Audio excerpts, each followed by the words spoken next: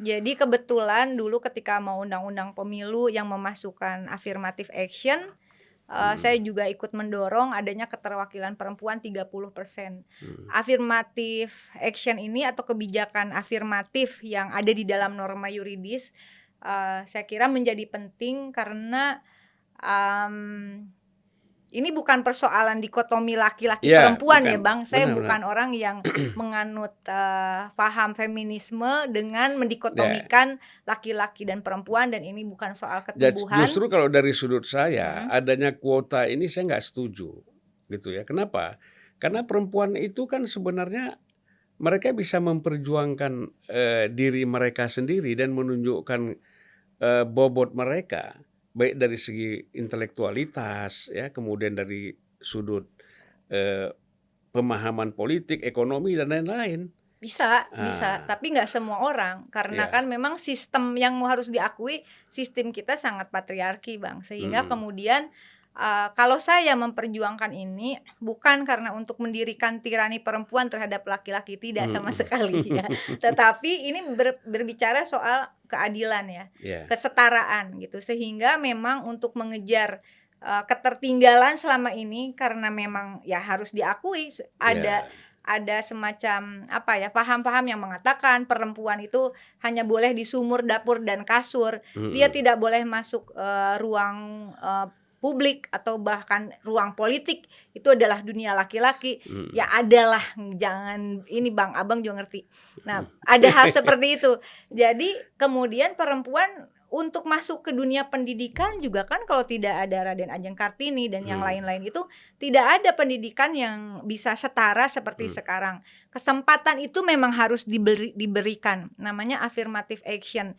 Itu adalah tindakan sementara sebenarnya, Bang. mhm. Ketika kemudian start-nya udah kurang lebih bisa sama, maka affirmative action ini bisa ditiadakan, iya. Nah, tetapi yang kedua, saya 100% sepaham dengan Abang, bahwa ini bukan persoalan prosentase angka Mhm, 30%, lalu kemudian ada zipper system ya, harus ada dari 3 nomor harus ada ada mhm. perempuannya begitu, termasuk dalam kepengurusan partai. Ini adalah soal pembangunan perspektif kesetaraan, perspektif keadilan, yang saya kira itu menjadi kewajiban buat kita semua, khususnya partai politik ya. Sehingga, saya sangat berharap dan memimpikan partai politik adalah sekolah bagi kader-kadernya, Mhm. gitu. Karena apapun di dalam undang-undang dasar yang bisa mengusung calon presiden dan calon anggota legislatif itu adalah Partai partai politik. politik. Nah, bahwa mengusung calon perempuan, saya sangat berharap bukan penilaiannya hanya sekedar memenuhi kewajiban hukum kuota Mhm. 30%. Sepakat, Bang? Masalahnya begini yang kita khawatirkan, saya juga khawatir ya, mungkin Mhm. kita khawatirkan bersama, jangan sampai kalau ada perempuan nanti melebihi 50%, lalu dikurangi lagi harus 30%, itu kan kita harus Enggak hindari. gitu, kan aturannya enggak gitu, Bang. Ah, Itu affirmative action tindakan sementara. Jadi kalau bisa seperti di mana ya, kalau saya nggak salah di Swedia atau di mana, di mhm, Norway kayak gitu, yang jumlah parlemen perempuannya lebih lebih banyak.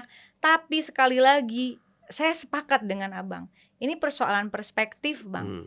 Jadi bukan persoalan jenis kelamin laki-laki dan perempuan. Pada akhirnya ketika berbicara soal perjuangan bagi perempuan, saya tidak pernah memisahkan perempuan dari rakyat, karena ketika kita buat undang-undang, nggak bisa khusus untuk perempuan. Saya sepakat banget Bang, bahwa harus minimal 30% iya, Mhm. tetapi tentu kami sangat berharap calon yang diusung juga betul-betul yang dipersiapkan Iya. dengan baik.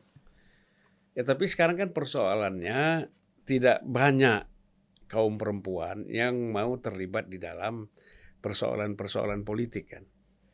Ya karena itu, disuruh ngurusin sumur, dapur, kasur aja.